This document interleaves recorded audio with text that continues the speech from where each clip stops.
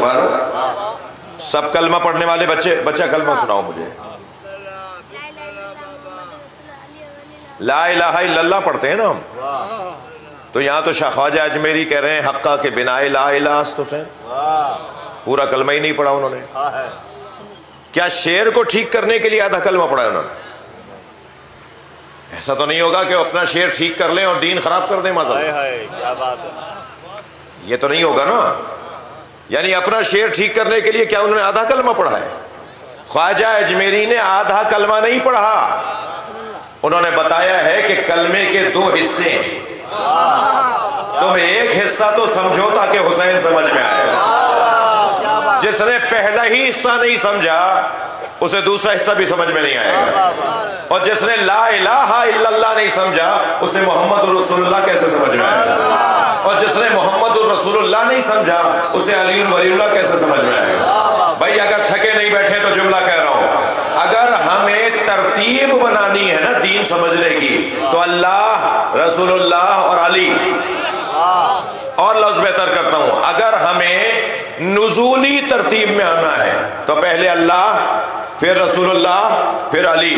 اور اگر سعودی ترتیب میں جانا ہے تو پہلے علی پھر رسول اللہ پھر اللہ. پہلے علی کو سمجھو تاکہ رسول اللہ سمجھ میں آئے, رسول اللہ کو سمجھو تاکہ اللہ سمجھ میں آئے. تم ان دونوں کو سمجھو گے تو اللہ سمجھ میں آئے گا. تم نے اگر علی کو سمجھا تو نبی سمجھ میں آئے گا, نبی کو سمجھو گے تو حسین سمجھ میں آئے گا.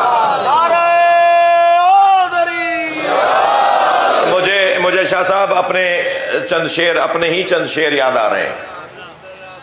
میں نے عرض کیا تھا کہ کبھی کبھی شعر کہہ لیتا ہوں. غدیر خم کے سفر میں سراب کوئی نہیں, ہر رستے میں دھوکہ ہے مگر علی کے رستے میں دھوکہ نہیں ہے. غدیر خم کے سفر میں, بچوں سراب کہتے ہیں جہاں پانی نظر آئے, قریب جا کے دیکھیں تو پانی نہ ہو, آنکھیں پانی دکھا رہی ہوں حقیقت میں پانی نہ ہو, اسے کہتے ہیں سراب یعنی دھوکہ. جی آنکھوں کا دھوکہ. غدیر خم کے سفر میں سراب کوئی نہیں, خدا نبی کا علی کا جواب کوئی نہیں. ہزار ذرے, تھکے تو نہیں ہے نا, ہزار ذرے مگر آفتاب کوئی نہیں. تو رات سب ہے مگر وہ تو رات کوئی نہیں.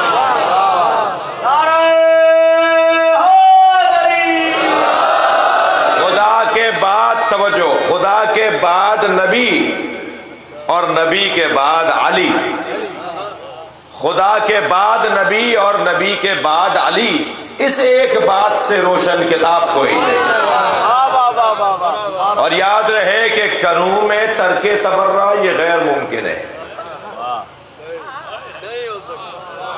ماشاءاللہ ماشاءاللہ, کروں میں ترک تبرہ یہ غیر ممکن ہے مگر غلط ہے کہ اس کا نصاب کوئی نہیں. یہ جو نصاب عقائد ہیں ان میں سب سے پہلا نام, سب سے پہلا تصور, سب سے پہلا وجود اللہ کا ہے. جی اچھا, اگر آپ نے, میں نے, ہم نے ایک محنت کر لی تو یہی محنت سب کچھ ہے.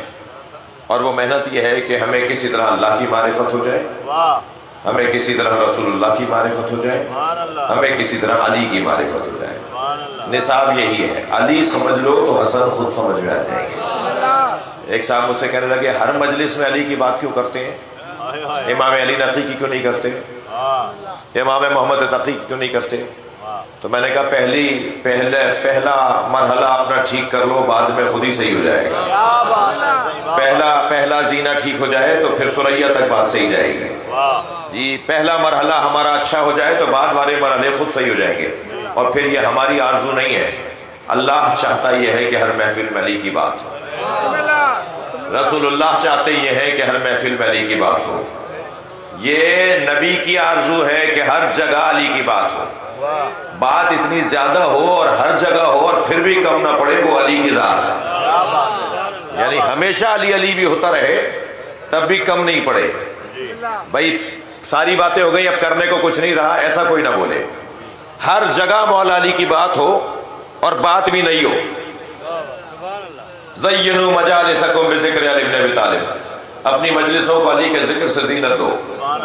مجھے ہر قوم سے پیار ہے مگر سندھیوں سے تھوڑا سا زیادہ پیار ہے، اس لیے کہ سندھی جب آپس میں ملتے ہیں نا تو سلام کے بعد یا علی مدد کہہ کے اپنی مختصر مجلس کو بھی علی کے ذکر سے زینت دیتے ہیں.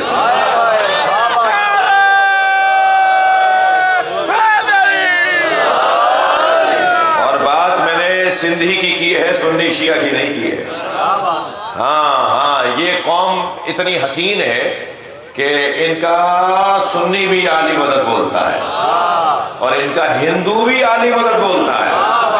یہاں علم صرف شیعوں کے گھروں پہ نہیں لگے ہوئے، یہاں عزاداری صرف شیعوں کے گھروں میں نہیں ہے. یہاں کالے کپڑے وہ بھی پہنتے ہیں جن کے گھروں میں دیوبندی رہتے ہیں. یہاں امام حسین کا ذکر وہ بھی کرتے ہیں جن کے گھر میں اہل سنت رہتے ہیں. تو یہ تو کوئی طے نہیں ہوا کہ ہمیشہ علی کی بات شیعہ ہی کرے. یہ بات میں ہر جگہ کرتا ہوں اور بار بار کرتا ہوں اور جان بوجھ کے کرتا ہوں. شیعہ امام حسین کے عزاداری کے مالک نہیں ہیں، شیعہ امام حسین کی عزاداری کے نوکر ہیں اور نوکروں کو اپنی اوقات میں رہنا چاہیے، مالک کے مہمانوں کا خیال کرنا چاہیے. جو بھی ذکر حسین اور ذکر اہل بیت میں آ کے بیٹھے گا وہ ذکر امام حسین کا مہمان ہے، اور جو سجا رہا ہے، جس نے اہتمام کیا ہے، وہ ذکر کا نوکر ہے. اور نوکروں کو مالک کے مہمانوں کا خیال کرنا ہوگا. یہ کوئی ہنر نہیں ہے کہ خود نیاز پکائی اور خود کھا لی. ہنر تو یہ ہے کہ انہیں کھلائیے جو کھاتے نہیں ہیں. واپس کر دیں تو دوبارہ بھیجیے گا، واپس کر دیں تو تیسری دفعہ پھر بھیجیے گا. اور ان سے الجھے نہیں، اس لیے کہ ان کا اور آپ کا مسئلہ نہیں ہے، ان کا اور حسین کا مسئلہ ہے. مجھے یقین ہے چوتھی مرتبہ ان کے گھر سے نیاز آئے گی کہ ہم سنی ہیں تو کیا ہوا، نیاز تو ہم بھی کرتے ہیں. اخلاق سے بہتر کوئی کام نہیں ہے، اچھے اخلاق سے بات کرنے سے بہتر کوئی تبلیغ نہیں ہے. میرے بچوں، جوانوں، شیعہ بچوں، میں آپ سے کہہ رہا ہوں کہ اپنے اخلاقیات کے ذریعے سے مسلمانوں کی طرف توجہ کریں، مسلمان ان کی طرف توجہ کریں. ایک نصیحت شیعہ بچوں سے کروں، بولو بھائی. ایک نصیحت سنی بچوں سے کروں. سنی بچوں سے نصیحت یہ ہے کہ شیعوں کی مسجدوں میں آ کے نماز پڑھا کرو. ہاتھ باندھ کے پڑھو، جیسے تمہیں سکھائی ہے ایسے ہی پڑھو. جیسے تمہارے بڑوں نے نماز سکھائی ہے نا ایسے ہی پڑھو، مگر شیعہ مسجدوں میں آ کے پڑھو، تاکہ ایک پیغام یہ جائے کہ مسجد اللہ کا گھر ہے، کسی کی ملکیت نہیں ہے. اور یہ تو پھر کام مسجد میں انتظامات سنبھالنے والوں کا ہوگا نا، کہ ایک مہمان کے ساتھ کیسا اچھا رویہ ہونا چاہیے. اور ایک نصیحت شیعہ بچوں سے کروں گا. آپ کے علاقے میں سنی عالم رہتا ہے نا، 4 دوست آپس میں مل کے گلدستہ تیار کرو، ایام اضحیٰ کے بعد مٹھائی کا ڈبہ تیار کرو، مفتی صاحب کے، مولانا صاحب کے دروازے پہ جا کے دروازہ بجاؤ. وہ جب باہر آئیں تو کہو ہم سب شیعہ ہیں، ہمارے عالم نے کہا ہے سنی عالم کا احترام کیا کرو. میں آپ کو کھوڑا میں مجلس پڑھتے ہوئے وعدہ کر کے جا رہا ہوں، شہر کا رنگ ہی بدل جائے گا اخلاق کے ذریعے سے. صلوات پڑھ لیں محمد و آلہ.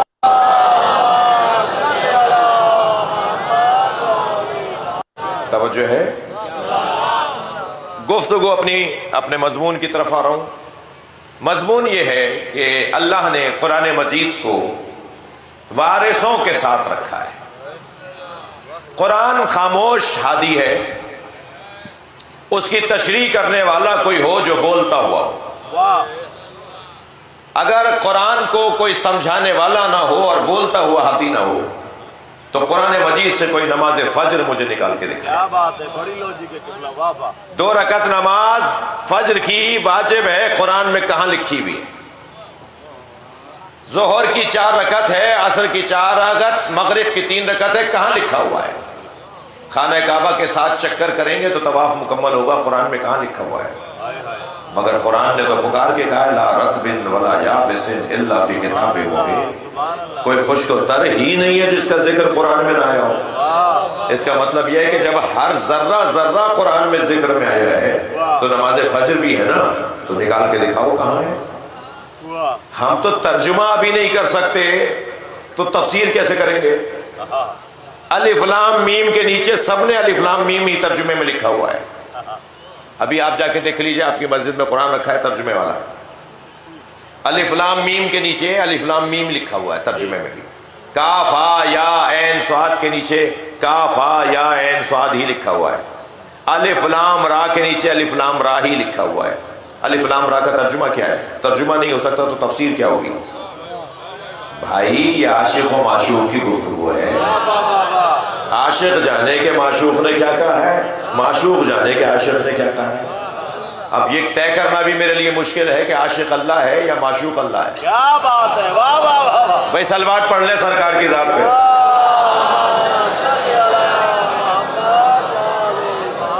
یہ قرآن عاشق و معشوق کی گفتگو ہے۔ اب کیا کروں کہ میں نے ایسا لفظ بول دیا ہے جو ممبر سے مانوس نہیں ہے۔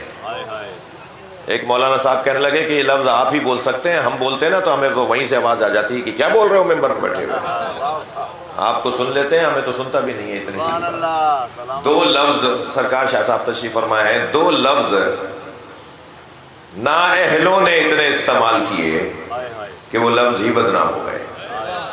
خدا کے واسطے گردن ہلا دو بھائی، گردن ہلا دو، بات جاری ہے تو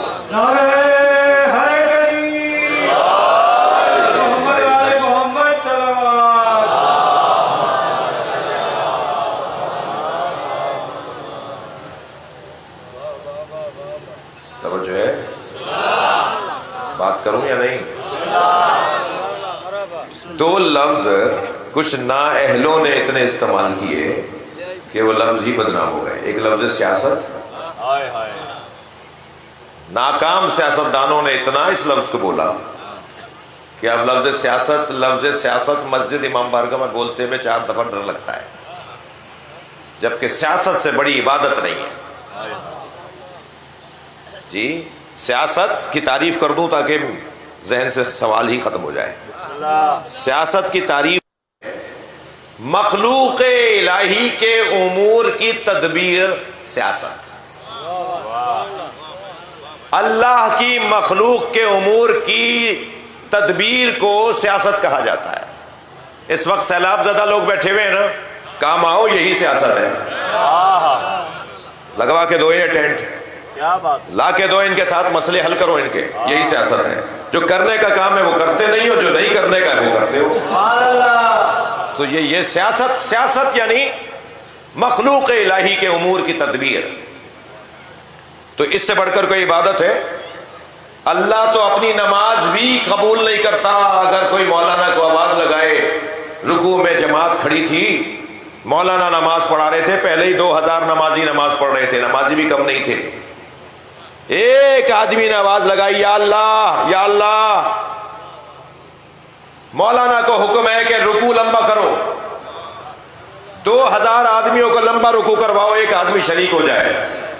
یہ اللہ کی طرف رخ تھا، تمہارا خیال بندے کی طرف کیسے ہے؟ اللہ اپنی عبادت نہیں پسند کرتا جب تک کہ مخلوق کا خیال نہ کیا جائے۔ لمبی کرو نماز، ایک بندہ شامل ہو جائے۔ ایک بندے کی وجہ سے 2000 آدمیوں کو لمبا کیا آپ نے، یہی اللہ کو اچھا لگتا ہے۔ ہر نماز کے ساتھ اقیم الصلاۃ کے ساتھ وآتوا الزکوٰۃ، ہر نماز کے ساتھ وآتوا الزکوٰۃ کا ذکر کیوں ہے؟ یعنی میرے سجدے کے ساتھ میرے بندوں کا خیال رکھو۔ اللہ نہیں چاہتا کہ میری عبادت روکھی روکھی سے لے کر آؤ، میری عبادت کے ساتھ نمک ڈالو میری مخلوق کا خیال کر کے۔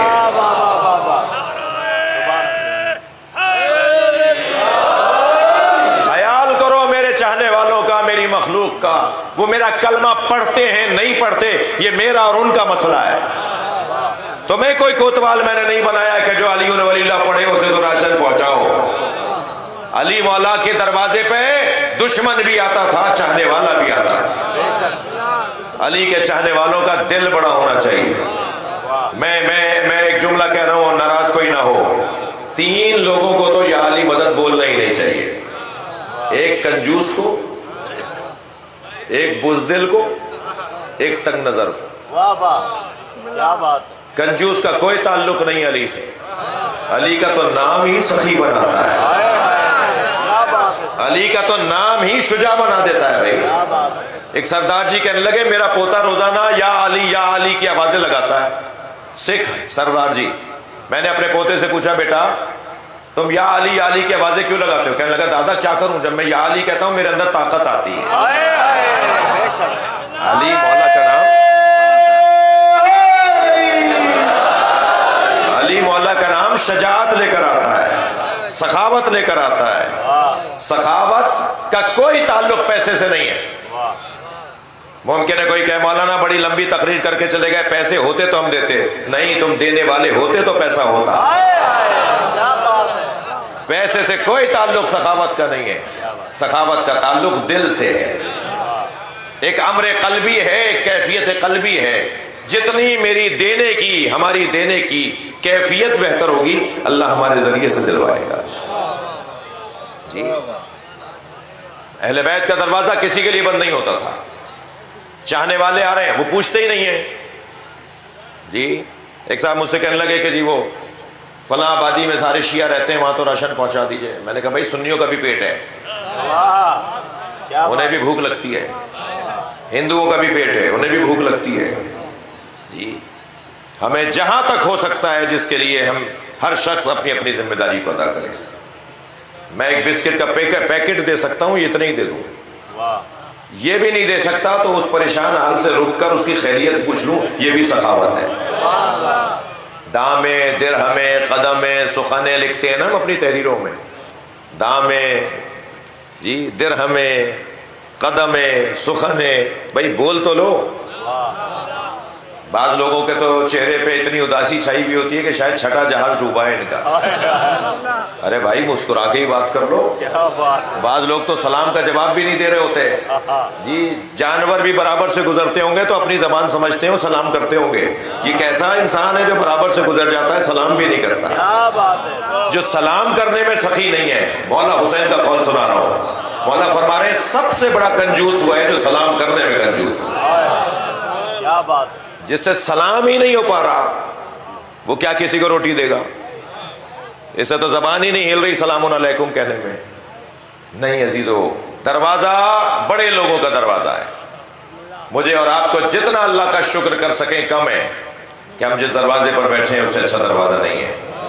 دنیا کہاں بیٹھی ہے مجھے اس سے غرض نہیں، مگر ہم جہاں بیٹھے ہیں وہاں سے جنت کا راستہ بنتا ہے، ترقی کی راہیں کھلتی ہیں، اطمینان کی دولت نصیب ہوتی ہے، سکون کی دولت نصیب ہوتی ہے۔ ہم پریشان ہوتے ہی نہیں ہیں اس لیے کہ ہمارے پاس حسین کا ذکر ہے۔ نعرہ صلوات،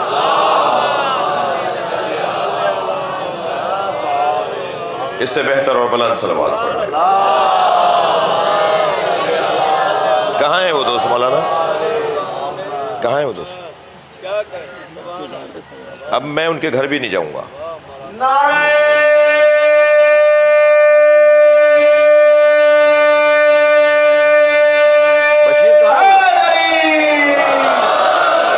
ایک اور صلوات پڑھ لیجیے ذرا نبی کی ذات۔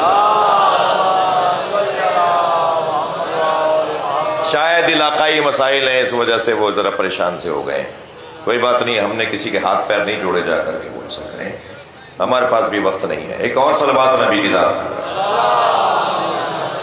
نہیں اب میں نہیں جاؤں گا ان کے گھر، کچھ دوست نہیں پہنچے جی وہ پھر بعد میں دیکھیں گے، پھر ٹائم ہوگا تو دیکھیں گے۔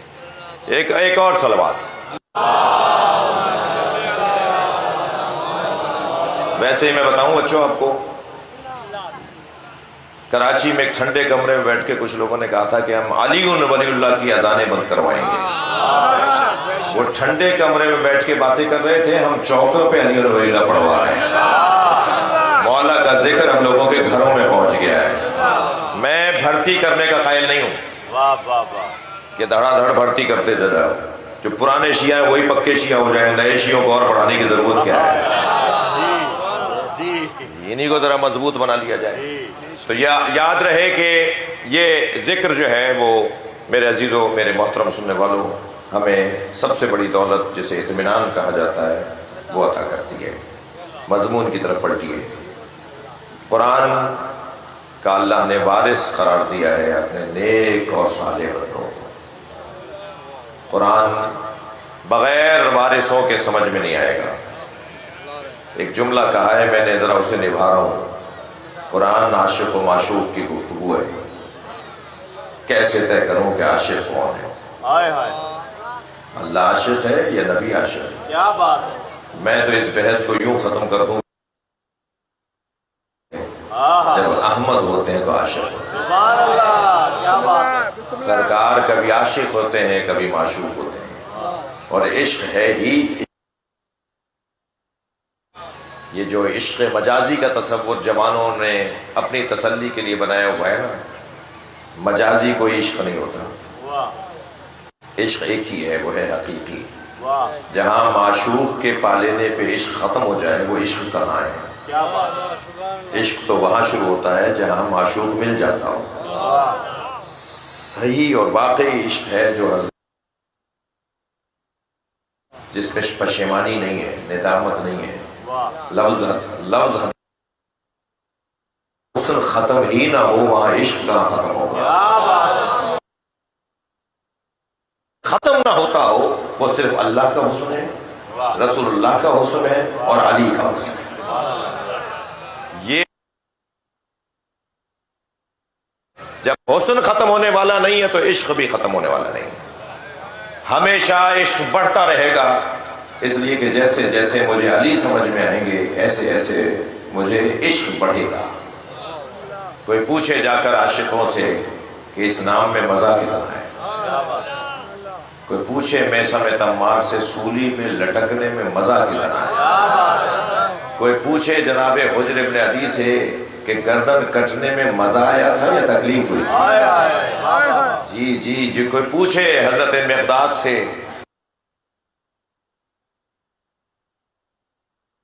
مولا میرے گھر میں فاتح ہیں، فرمایا مقداد صبر کرو، کہ مولا متعلقین ہے، فرمایا سامنے مٹی کا ڈھیلا پڑا ہے اٹھا کے لاؤ۔ مقداد مٹی کا ڈھیلا لے کر آئے، اللہ نے فرمایا اس پہ کہو یا علی۔ واہ واہ واہ واہ مقداد نے مٹی کے ڈھیلے پہ کہا یا علی، وہ سونے میں تبدیل ہو گیا۔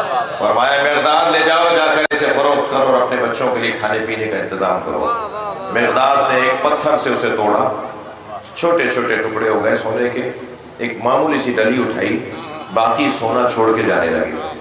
مولا علی کی آواز آئی مقداد سونا چھوڑ کے جا رہے ہو؟ ہائے ہائے مڑ کر دیکھا مولا میرے آج کے لیے کافی ہے، مولا میرے آج کے لیے کافی ہے۔ مولا نے فرمایا اور لے جاؤ تمہارے کل کے کام آئے گا۔ اب سنیں ایک عاشق کا جملہ کیسا ہوتا ہے۔ مقداد نے کہا مولا کل کی فکر وہ کرے جس کے پاس آپ جیسا مولا ہو۔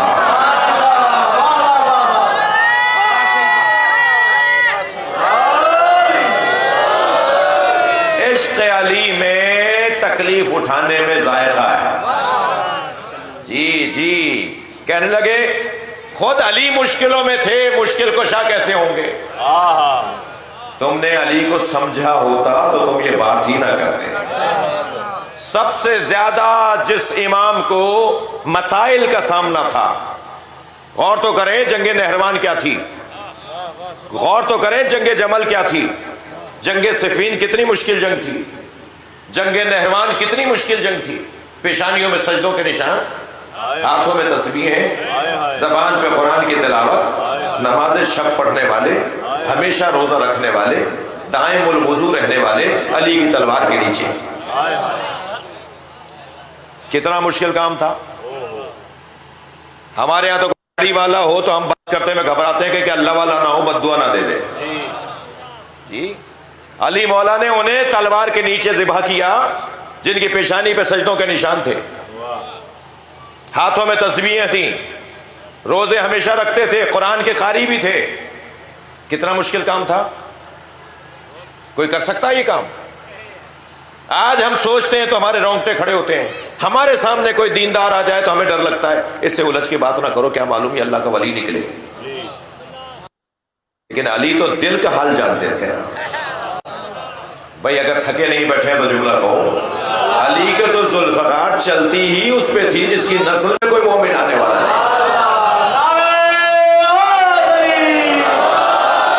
فرمایا یہ کام میرے علاوہ ممکن ہی نہیں تھا۔ فرمایا یا علی انا اقاتل علی التنزیل وانتا تقاتل علی التاویل، یا علی میں تنزیل کی بنیاد پر، نبی فرما رہے ہیں، یا میں تنزیل کی بنیاد پر جنگ لڑ رہا ہوں، تم تعویل کی بنیاد پر جنگ لڑو گے، میں کھلے کافروں سے لڑ رہا ہوں۔ آدھا جملہ تو آپ مکمل کیجئے نا، میں کھلے کافروں سے جنگ لڑ رہا ہوں۔ بہت مشکل تھا ایسے لوگوں کے خلاف تلوار اٹھانا، مگر علی مولا ان تمام مشکلات کے باوجود فرما رہے ہیں علی کامیاب دنیا سے جا رہا ہے۔ علی کے لیے کوئی مشکل تھی نہیں، وہ کہہ رہے جی علی خود مشکل میں تھے معاذ اللہ۔ اب یہ باتیں ہو رہی ہیں نا سوشل میڈیا پہ، تو مجھے جواب بھی تو دینا ہے کہ علی تو خود مشکل میں تھے، تو مشکل کشا کہاں ہے؟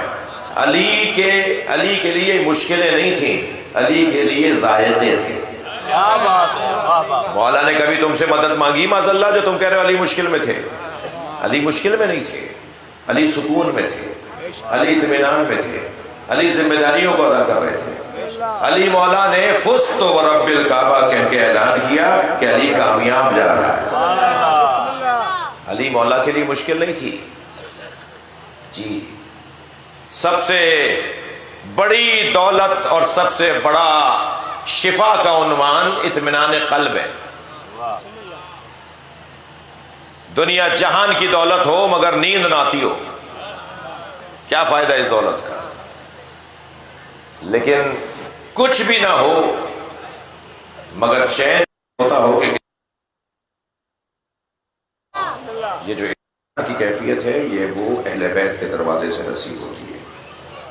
قرآن وارث سے قرآن کے علاوہ سمجھ میں آنے والا نہیں ہے۔ قرآن مجید اللہ نے اس کا وارث اپنے بندوں کو، اور وہ بھی منتخب بندوں کو۔ وارث جو ہوتا ہے میرے بچوں میرے جوانوں، وہ ہوتا ہے جو میراث کی حدوں کو جانتا ہو۔ سبحان اللہ۔ یہ کیسا وارث ہے اسے پتہ ہی نہیں ہے کہ اس کی زمین کتنی ہے، یہ کیسا وارث ہے اسے پتہ ہی نہیں ہے کہ اس کا گھر کتنا ہے۔ وارث وہ ہوتا ہے جو اپنی میراث کی حدوں کو جانتا ہو۔ اہل بیت عصمت و طہارت نے قرآن کی تفسیر کر کے بتایا کہ ہم بتائیں گے کہ قرآن کیسے اللہ نے نازل کیا ہے، کیا بات ہے، اللہ نے اس آیت کا کیا مطلب رکھا ہے۔ سبحان اللہ۔ میں مثال دینے جا رہا ہوں اپنے مدعا کے اوپر۔ متوکل بیمار ہوا، اس کی ماں نے منت مانی کہ اگر میرا بچہ اچھا ہو گیا تو میں کثیر صدقہ اللہ کی راہ میں دوں گی۔ متوکل عباسی شفا یاب ہو گیا، متوکل کی ماں کثیر صدقہ دینا چاہتی ہے۔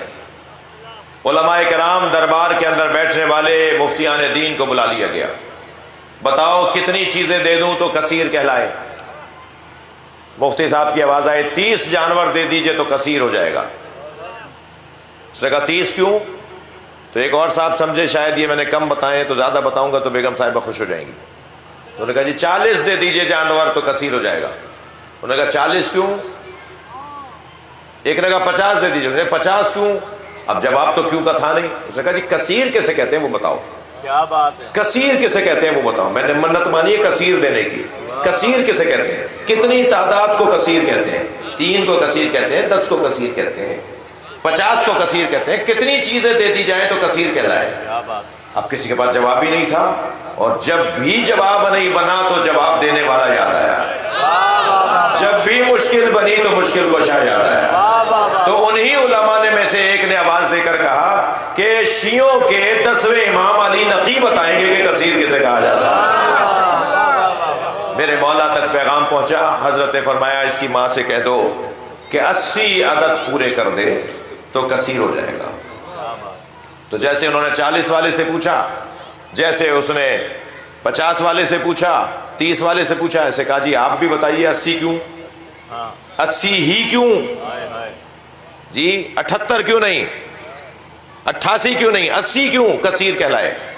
امام نے فرمایا تم نے قرآن کی آیت نہیں پڑھی کہ اللہ نے قرآن میں ارشاد فرمایا لقد نصرکم اللہ فی مواطن کثیرہ، اے میرے حبیب اللہ نے تمہیں کثیر موقعوں پہ نصرت عطا کی ہے۔ تو اللہ نے تو 80 جنگوں میں نصرت عطا کی ہے جیسے اللہ نے کثیر کہا ہے۔ کثیر یعنی 80 کی تعداد۔ قرآن کون بتائے گا؟ جو وارث قرآن ہوگا۔ عزیزوں میرے بچوں میرے جوانوں، نبی قرآن چھوڑ کر گئے ہیں، اکیلا نہیں، اہل بیت کے ساتھ۔ تو قرآن اگر نظر آ رہا ہے تو مانو اہل بیت بھی ہے۔ میں نہیں دیکھ پا رہا تو میری آنکھوں کا دھوکہ ہے، میں پہچان نہیں پا رہا تو میری آنکھوں کا دھوکہ ہے، بلا تشبیہ۔ ہمارے گھروں میں قرآن، ہماری مسجدوں میں قرآن رکھا ہوا ہے، اور نبی نے فرمایا ہے قرآن اور اہل بیت چھوڑ کے جا رہا ہوں، یہ ایک دوسرے سے علیحدہ نہیں ہوں گے۔ جب سرکار نے کہہ دیا علیحدہ نہیں ہوں گے تو علیحدہ نہیں ہوں گے نا۔ سوال ہی نہیں بنتا۔ مجھے نظر نہیں آ رہا تو اس کا مطلب ہے میری آنکھوں کا مسئلہ ہے، وہ ہے قرآن کے ساتھ، مگر کیسے سمجھوں کہ قرآن ہے تو وہ بھی ہے۔ مثال دے رہا ہوں، ربیع الاول کا مہینہ شروع ہوگا، شادی کی تقریبات میں آپ جائیں گے، مہذب اور دیندار گھرانوں میں اور بڑے شہروں میں بھی مکس گیدرنگ یہ نہیں ہوتی شادیوں میں۔ دیندار لوگ خوف خدا رکھتے ہیں، جی پارٹیشن ہوتا ہے، عورتیں علیحدہ مرد علیحدہ، عورتوں میں دلہن بیٹھی ہوتی ہے، مردوں میں دولہا، ایسا ہی ہے۔ سارے مرد دولہا کو دیکھ دیکھ کر یقین رکھتے ہیں کہ وہاں دلہن ہے، جبکہ دلہن کو انہوں نے دیکھا نہیں ہوتا۔ کیا بات، ساری عورتیں دلہن کو دیکھ دیکھ کر یقین کر رہی ہوتی ہیں کہ وہاں دولہا ہے، اگرچہ انہوں نے دولہن کو دیکھا نہیں ہوتا۔ ایک کا وجود بتا رہا ہے کہ دوسرا بھی ہے، قرآن ہے تو مانو اہل بیت بھی ہیں۔ وہ اور وقت آئے گا کہ جب ہم اپنی آنکھوں سے دیکھیں گے، اور وہ وقت قریب آتا جا رہا ہے۔ ہمارے امام ہماری مجلسوں میں موجود ہیں، ہم پہچان نہیں پا رہے تو اسی کو غیبت کہا جاتا ہے۔ جب پہچاننے لگیں گے تو یہی ظہور ہو جائے گا۔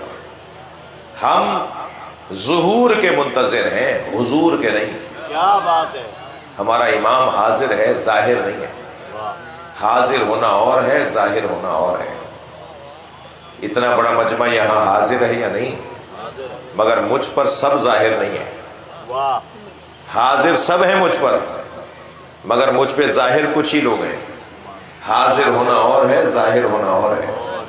ممکن ہے اسی مجلس میں بعض دوست ایسے ہوں جن کے برابر میں جو بیٹھا ہے وہ حاضر تو ہے مگر ظاہر نہیں ہے کہ کون ہے۔ 40 سال تک نبی مکے میں حاضر رہے، ظاہر نہیں تھے۔ ہمارے امام حاضر ہیں، ظاہر جب ہوں گے جب ہم پہچاننے لگیں گے۔ وہ وقت بھی قریب آ رہا ہے، اس لیے کہ امام کے آنے کی خوشبو آ رہی ہے، امام کے ظہور کی خوشبو آ رہی ہے۔ اس لیے خوشبو آ رہی ہے کہ امام کے ظہور سے پہلے حقائق کھلیں گے جو کھلنا شروع ہو گئے۔ کالے کپڑے پہننا کل تک بدعت تھا، اب سنت ہو رہا ہے۔ رونا حسین پر بدعت تھا، اب سنت ہو رہا ہے۔ نئی سنت نہیں بنی ہے، کتابوں میں اب سمجھ میں آنا شروع ہوئی ہے۔ میرا اور آپ کا کام اذان دینا ہے، صفیں خود ہی لگیں گی۔ کیا بات ہے، مجلس کرتے رہو، ماتم کرتے رہو، عزاداری کرتے رہو۔ ایک وقت آئے گا کہ یہاں جگہ نہیں رہے گی بیٹھنے کے لیے۔ اب بھی امام بارگاہ ہمارے چھوٹے پڑھنے لگے ہیں، مسجدیں ہماری چھوٹی پڑھنے لگی ہیں۔ اب سے 50-100 سال پہلے ہمارے بڑوں نے بڑی مسجدیں بنائی تھیں، مگر وہ مسجدیں چھوٹی ہو گئیں۔ مسجدیں چھوٹی نہیں ہوئی، نمازی بڑھ گئے۔ سبحان اللہ، امام بارگاہ چھوٹے نہیں ہوئے، عزاداروں میں اضافہ ہو گیا ہے۔ آہستہ آہستہ حسین کے مریدوں میں اضافہ ہو رہا ہے۔ اب بھی اگر خدا نخواستہ امام حسین کے چاہنے والے کم ہیں نا تو وہ میری وجہ سے کم ہے۔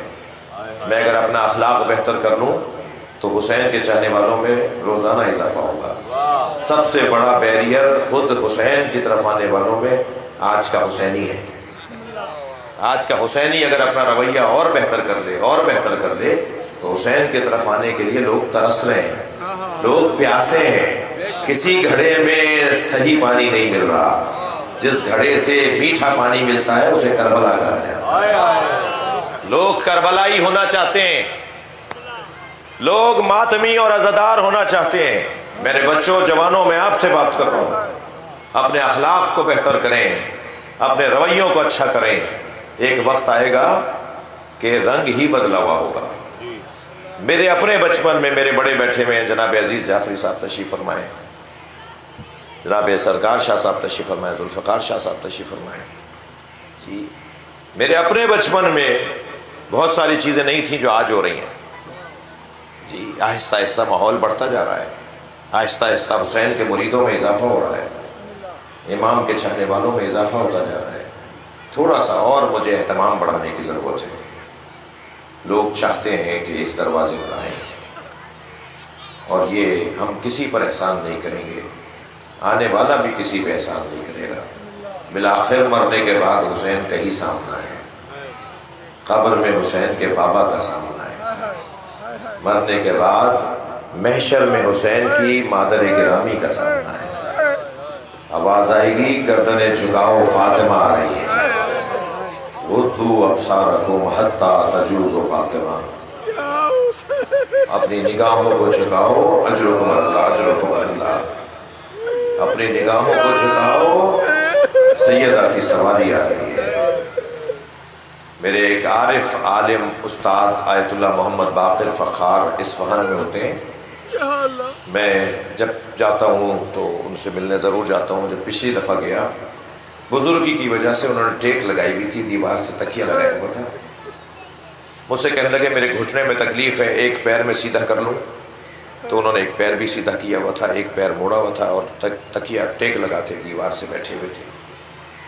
لیکن انہوں نے پوری گفتگو میں 2 گھنٹے میں ان کی خدمت میں رہا. پوری گفتگو میں انہوں نے کوئی 6 دفعہ جناب زہرا کا نام لیا. مگر جب بھی بی بی کا نام وہ لینا چاہتے تھے نا تو پہلے اپنا تکیہ چھوڑتے تھے, کمر سیدھی کرتے تھے, پیر جو پھیلایا ہوا تھا اسے سمیٹتے تھے. جیسے کوئی ادب سے نماز میں بیٹھتا ہے نا, پہلے ایسے بیٹھ جاتے تھے اور پھر گردن جھکا کر فاطمہ بولا کرتے تھے.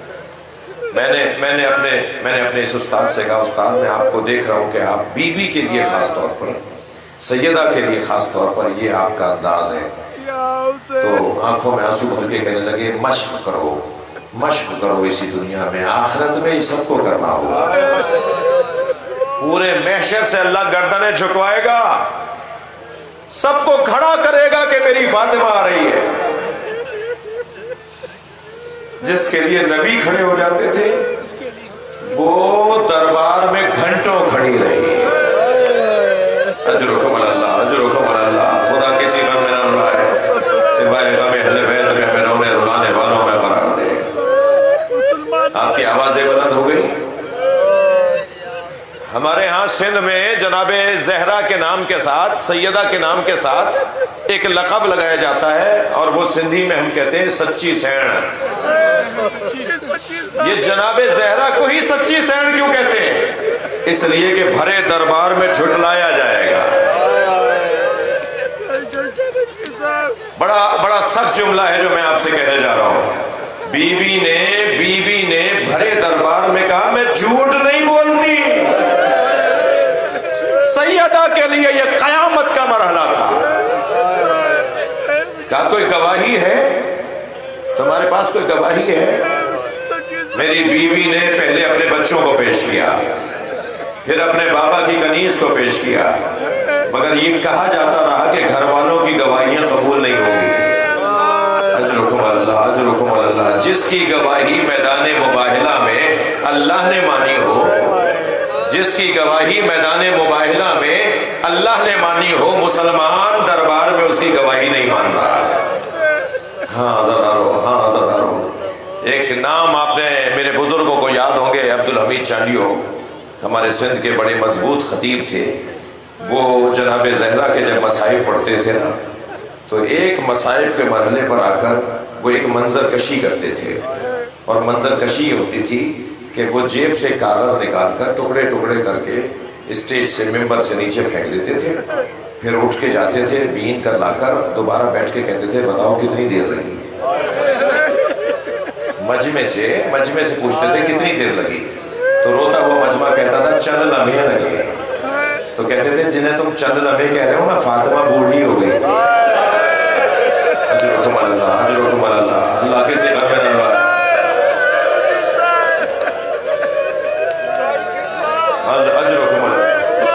اجرکم اللہ. نبی کی تحریر اگر پھاڑ دی جائے, جناب زہرا نے اپنے بابا کی تحریر جب پیش کی تو تحریر بی بی سے لے کر پھاڑ دی گئی. بی بی نے بابا کی تحریر کے ٹکڑے جمع کیے, اسے وہ کہتے تھے جب جیب سے کاغذ نکال کر ٹکڑے ٹکڑے کر کے زمین پہ پھینک کر جا کر اٹھا کر لا کر بیٹھ کر کہتے تھے بتاؤ کتنی دیر لگی. تو مجمع کہتا تھا چند لمحے لگے. تو کہتے تھے جنہیں تم چند لمحے کہہ رہے ہو فاطمہ زہرا بوڑھی ہو گئی, سیدہ کے بال سفید ہو گئے تھے. اجرکم اللہ. جو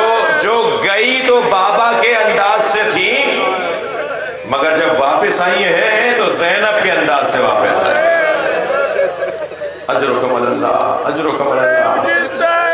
میرا رونے والوں سے ایک سوال ہے کہ جب جناب زہرا پہ دروازہ گر رہا تھا، اجرکم اللہ، آوازوں کو آزاد کریں گے جو رونے آیا ہے. جن کے مذہب میں رونا جائز ہے وہ اپنی آوازوں کو آزاد کریں گے. جب جناب زہرا پہ جلتا ہوا دروازہ گر رہا تھا، مولا علی کہاں تھے؟ اللہ کا انتظام، اللہ کا امتحان، اللہ کا کام بھی اللہ کا کام ہے. ہر ایک سے اس کے مزاج کے مطابق امتحان لیتا ہے. حضرت ابراہیم کے ہاں منت مرادوں سے اسماعیل کی ولادت ہوئی. اللہ نے فرمایا ابراہیم اسماعیل کے گلے پہ چھری چلا دو. یہ حضرت ابراہیم کا امتحان تھا.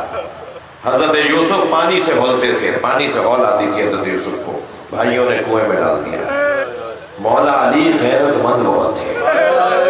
ایک یہودی عورت کو بازار میں پٹتے ہوئے دیکھا، 3 دن علی نے کھانا نہیں کھایا. جب مولا علی کے سامنے کھانا آتا تھا نا، اجرکم اللہ، تو فرماتے تھے میں نے ایک عورت کو پٹتے ہوئے دیکھا ہے. اس کے گھر کے لوگ مارتے ہوئے لے جا رہے تھے. مولا نے فرمایا اجنبی یہودی عورت. علی نے ایک اجنبی عورت کو پٹتے ہوئے دیکھا، مارنے والے بھی اس کے گھر کے لوگ تھے. تو مولا سے کھانا نہیں کھایا جا رہا تھا. جو ایک اجنبی عورت کو پٹتے ہوئے دیکھے اور اس سے کھانا نہ کھایا جائے، اس نے کیسے دیکھا ہوگا جلتا ہوا دروازہ؟ اس نے کیسے دیکھا ہوگا اٹھتا ہوا ہاتھ؟ اجرکم اللہ، اجرکم اللہ. جناب زہرا کے مزاج میں مانگنا نہیں تھا. کبھی اپنے بابا سے کچھ نہیں مانگا، کبھی اپنے شوہر سے بیوی نے کچھ نہیں مانگا. سیدہ کو مانگنا نہیں آتا تھا. نبی سے 3 دن کنیز مانگنے جاتی رہی، کچھ کہے بغیر واپس آ گئی. ایک دن نبی پیچھے آئے، کہا فاطمہ تم کچھ کہنا چاہتی ہو؟ تو جناب فضا کی آواز آئی، یا رسول اللہ ذرا فاطمہ کا ہاتھ دیکھیے. بی سے فرمایا، نبی نے فاطمہ اپنا ہاتھ دکھاؤ. تو ہاتھ زخمی تھا چکی کی چوب سے. چکی کی چوب سے سیدہ کا ہاتھ زخمی تھا. جناب فضا نے فرمایا فاطمہ کا ہاتھ زخمی ہو گیا ہے، اپنے حصے کا کام بھی خود کرتی ہیں، میرا حصے کا کام مجھے کرنے دیتی ہیں، مگر اپنے حصے کا کام مجھے نہیں کرنے دیتی. میں نے کہا اگر آپ کا ہاتھ زخمی اور آپ سے کام نہیں ہو رہا تو اپنے بابا سے کنیز مانگ لیجئے. تو یہ آپ کے پاس جاتی ہیں اور واپس آ کے کہتی ہیں مجھ سے مانگا نہیں جاتا، مجھ سے بابا سے کہا نہیں جا رہا. میرے مولا علی نے فرمایا فاطمہ کوئی خواہش ہو تو کہو. جب بار بار علی مولا نے کہا نا تو فرمایا انار لا دیجئے. مولا علی انار لے کر آ رہے تھے، رستے میں فقیر نے مانگ لیے. علی نے رستے میں فقیر کو انار دے دیا. جب گھر آئے نا تو کیا دیکھا جناب زہرا کے سامنے انار رکھے ہوئے. فرمایا فاطمہ یہ انار کہاں سے آئے؟ فرمایا دروازے پہ ایک شخص نے دستک دے کر کہا علی نے بھیجے ہیں. میری بیوی کبھی اپنے بابا سے کچھ نہیں مانگتی تھی، اپنے شوہر سے کچھ نہیں مانگتی تھی. جس کے مزاج میں مانگنا ہی نہیں تھا، اللہ نے حکم دیا فاطمہ بھرے دربار میں فدق مانگنا ہوگا. یہ جو فدق مانگنے گئی یہ امتحان ہے جناب زہرا کا. مولا حسین کو پیاس بہت لگتی تھی. جو سب سے زیادہ پیاسا تھا وہ سب سے آخر میں شہید ہوا ہے. سب سے زیادہ تکلیف اہل بیت کو اس میں تھی کہ حسین پیاسے مارے گئے. جناب زینب کو تو معلوم تھا نا میرے بھائی کو پیاس بہت لگتی ہے. امام سجاد نے قبر پہ یہ نہیں لکھا کہ یہ اس کی قبر ہے جسے غریب مارا، یہ اس کی قبر ہے جسے مظلوم مارا، یہ اس کی قبر ہے جسے مل کر مارا، یہ اس کی قبر ہے جسے پیاسا مارا. جناب سکینہ نے بھی زلجنہ سے یہ نہیں پوچھا کہ میرے بابا کو کہاں چھوڑ کر آئے ہو. گھوڑے سے یہ نہیں پوچھا میرے بابا کو مارا کس نے. گھوڑے سے کہا یا جوادو ابھی حل سقیا ابھی ام قتل ادشانا. اے بابا کے باوفا گھوڑے مجھے اتنا بتا دے بابا کو پانی پلا کر مارا یا میرے بابا کو پیاسا مار دیا؟ اجرکم اللہ، اجرکم اللہ. چہلوں کے ایام ہیں. ابن ربی نامی ایک صحابی ہے، وہ کہتا ہے میں شام ذاتی غرض سے گیا، ایک مسافر خانے میں ٹھہرا ہوا تھا. میں سو رہا تھا کہ شادیاں بجنے کی آوازیں آئیں، رقص اور طرب کی آوازیں آئیں. میں نے برابر میں ٹھہرے ہوئے ایک مسافر سے پوچھا کہ بھائی مسلمانوں کی آج عید تو نہیں ہے، پھر مسلمان یہ خوشی کیوں منا رہا ہے؟ کہتا ہے کہ اس نے مجھے کہا کہ کربلا میں ایک باغی نے خروج کیا تھا، اسے مار دیا گیا ہے، اس کے بچوں کو اسیر بنا کے لائے، جنگ جیتنے پہ جشن منایا جا رہا ہے۔ یہ ابن ربی کہتا ہے مجھے سمجھ میں نہیں آیا یہ باغی کون تھا جسے کربلا میں مار کر اس کے بچوں کو اسیر بنا کے لائے۔ کہتا ہے میں اپنے سرائے سے مسافر خانے سے باہر آیا تو میں نے کیا دیکھا، کچھ کٹے ہوئے سر ہیں جو نیزوں کی انیوں پہ سوار ہیں، مگر چہروں پہ اتنا روب ہے کہ ان کے چہرے کو دیکھنا ہر ایک کے بس کی بات نہیں ہے۔ پھر میں نے دیکھا کہ کچھ بیویاں ہیں جن کو رسیوں میں باندھا ہوا ہے، مگر ان کے ماحول میں ایک روب طاری ہے۔ اچانک میری نگاہ گئی کہ ہاتھوں میں ہتھکڑیاں ہیں، پیروں میں بیڑیاں ہیں، ایک اور میں نے جا کر کہا تم نے کربلا میں کیا کیا تھا؟ تمہارے بڑوں نے کربلا میں کیا کیا تھا جو تمہارے بڑوں کو مار کر تمہیں اسیر بنا کر لے آئے؟ تم نے ایسا کیا کیا تھا کربلا میں؟ تو انہوں نے گردن اٹھا کر دیکھا اور کہا ابن ربی تم تو شام کے رہنے والے نہیں ہو، تم تو بصرے کے رہنے والے ہو۔ ابن ربی کہتا ہے میرے ہاتھ پیر کانپنے لگے، یہ کون ہے جو میرے نام سے مجھے جانتا ہے؟ پریشان ہو کے کہنے لگا آپ کون ہیں جو مجھے جانتے ہیں؟ ابن ربی میں تو تمہارے دادا کو بھی جانتا ہوں، میں تو تمہارے خاندان کو بھی جانتا ہوں۔ تو کہنے لگا میں نے کہا آپ کون ہیں؟ زین العابدین، میں حسین ابن علی کا بیٹا زین العابدین ہوں۔ کہا یہ کیا ہوا آپ کے ساتھ؟ کہ وہ حسین کا ہے، وہ عباس کا سر ہے اور وہ علی اکبر کا سر ہے، اور بیویوں کے بارے میں نہ پوچھنا، اس میں نبی زادیاں ہیں، اس میں بابل کی بیٹیاں ہیں۔ اللہ کسی کو دن نہ دکھائے، اللہ حکم کرے میں آپ کے کیا کام آ سکتا ہوں؟ امام صدیق نے اللہ کسی کریم کو میرے پاس 2000 درہم ہے، امام نے فرمایا جاؤ کوئی چادریں 1000 درہم سے چادریں خریدی اور میں نے لا کر امام کے سامنے پیش کی، تو امام نے فرمایا جاؤ بیویوں کو جا کے دے دو۔ میں نے چادریں بیویوں کو دی، کچھ ہی دیر میں نیزہ بردار ظالم آئے، پھر آوازیں آئی واہ حجابہ واہ حجابہ، میں کوئی اور حکم ہو تو فرمائے۔ امام نے فرمایا تمہارے پاس جو پیسے بچے ہیں نا، یہ جو نیزے اٹھائے ہوئے ہیں، نیزوں پہ سر اٹھائے ہوئے ہیں، انہیں شام کے دربار میں انعام ملے گا، پیسہ ملے گا، یہ پیسوں کی خاطر یہ سب کچھ کر رہے، تو میں نے پیسے دے کے ان سے کہو یہ آگے چلے جائیں۔ لوگ سخت جملہ کہنے جا مجھ سے ہو نہیں پائے گا، جو مقتل میں لکھا ہے وہ مجھ سے بیان نہیں ہو پائے گا۔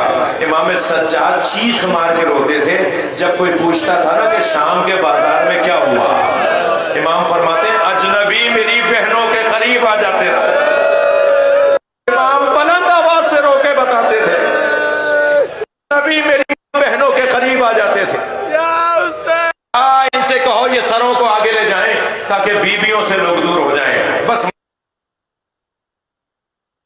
کر لیا، میری محنت سوارت ہو گئی۔ ابن ربی کہتا ہے کچھ لوگ تو آگے گئے، کچھ لوگ آگے نہیں گئے۔